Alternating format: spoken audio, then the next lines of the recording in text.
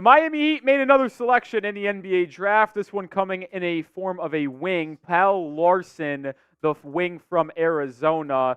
The Heat, we'll talk about the trade in just a second, move back from 43 to 44 and get cash consideration, so it's not a crazy trade back where the Heat get future assets or anything like that.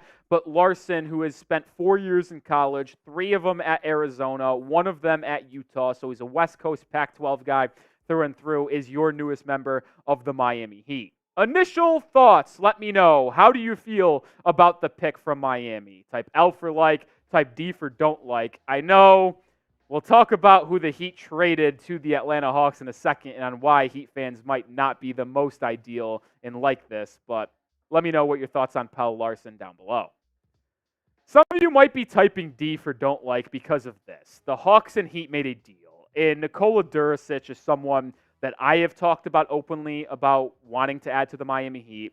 And a lot of Heat fans bought into that and wanted to add another Nikola to Miami. Duricic was someone that played with Nikola Jovic in Serbia on KK Mega Basket. So their connection was there. He's been dubbed the Serbian Paul George, who's very good at scoring in the mid-range and facilitating. But Miami ultimately had their eyes set on a specific prospect, that is Kel'el Larsson, and they deemed that we'll take the cash, however much it is. It's really a non-starter. It's the non-mover, if you will, in any move. And they say, we'll take the extra cash and we'll take our guy. So let's talk more about Larsson and focus on the newest member of the Miami Heat. I didn't have him as a draftable player, if I'm going to be honest.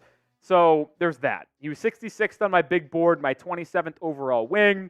6'5" in height, 212, 23, older prospect. So Larsson is someone who is likely, we'll see if he can fight to make the roster. Like, I'm not willing to guarantee him making this team. Maybe he gets a two-way deal. It's very possible that that ends up being the case. But Larsson, who has had a lot of experience in college, we know the Heat like that and always want to add him. More measurables on Larsson, 6'7.5" wingspan, so a +2 wingspan, which is always welcomed. A max vertical of 38 inches, so he's a decent athlete. And I'm not going to try to come up here and say this is your Caleb Martin replacement because that would just be irresponsible of me. I do think he is gone in terms of Caleb Martin, but Larsson is not someone who is going to be able to play right away and start, in my opinion. And I'm seeing this as it's coming in. And it's someone that I wanted Miami to take, Jamal Shead. He got picked the pick after Miami, so there's no chance of a UDFA there, which kind of stinks. But back to Larsson. Mentioned 3 years at Arizona, 1 year at Utah. He did start all 36 games this past season for the Wildcats. He started as a bench player in 21-22, played in 37 games, only started 2, played 20 minutes. Then started half the games in 22-23, playing 27 minutes, and then had his largest role this past season where he played and started in all 36 games while playing 30 minutes a night. He averaged 12.8 points a game, 4 rebounds, and 4 assists. So he does it all a little bit. And this is something Miami will like, and I think you will like as fans. He's a good shooter.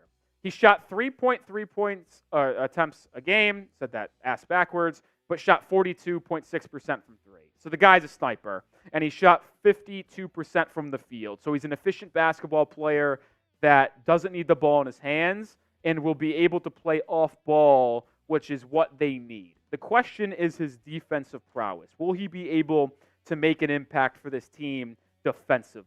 That is the biggest question that we're going to have to answer, and we'll continue the conversation here in just a second. But this is why you subscribe to the channel. We broke down Kel'el Ware yesterday. We're breaking down Larsson now, and we're going to come back with more draft grades later today and then UDFAs tomorrow with more coverage over the weekend on free agency. So hit that sub button and help us get to 12K. The goal is to get there before free agency on Sunday. We're about 300 away, so help us out. All right, let's continue talking about Larsson now. And we knew they were going to go wing after the pick of Kel'el Ware because I know some Heat fans actually wanted to go double dipping at center. That was never realistic. They got their center. Their Kevin Love's going to return. Thomas Bryant still has a player option. We don't know what he's going to do with. But either way, Larsson or a guard was likely the most common outcome. And they grabbed the wing, who's a shooter, a defender, and we'll see if he can really be an average defender in the NBA? That's the biggest question.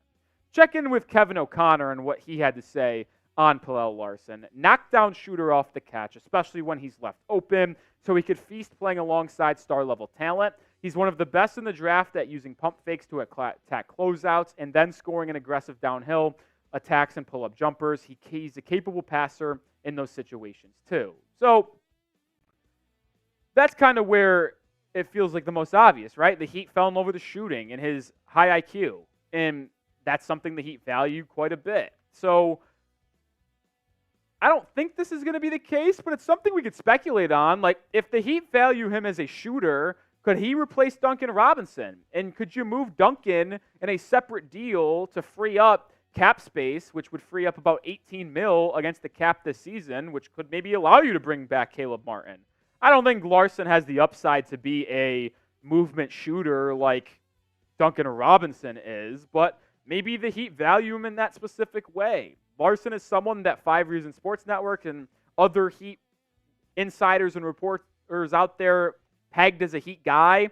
I thought they were going to go guard, whether it be a Tristan Newton, whether it be a Jamal Shedd. They ultimately went with a wing, which made sense. I am a little stunned they didn't go with Harrison Ingram. And I'm a little bit stunned they didn't go with Kevin McCullough Jr. either, because those two guys felt like really good fits for Miami that can contribute right away.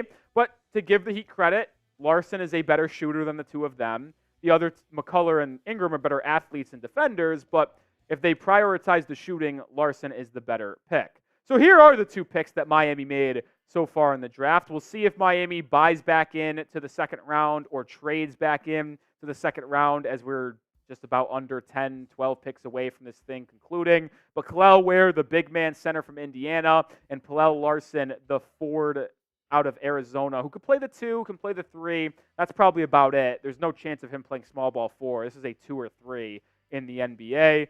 So I'm intrigued by these two guys, and we'll get our first look at them in the Summer League in about a week or two, which I'm going to be live for those games, so make sure you join us for that as well. But two guys that have positional versatility. I think that's the biggest theme here for the 2 picks of the Miami Heat.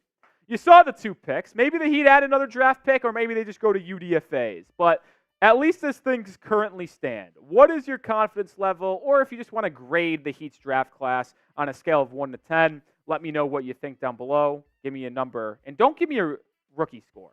Give me decimals. I want decimals. I'll give you an answer.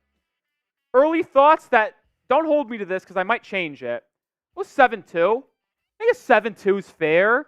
Like, it is. Like, I think Kel'el Ware is a good pick. I would have graded that at a 7-9, 8-1. And then Larsson's at about a 6-9. Nice.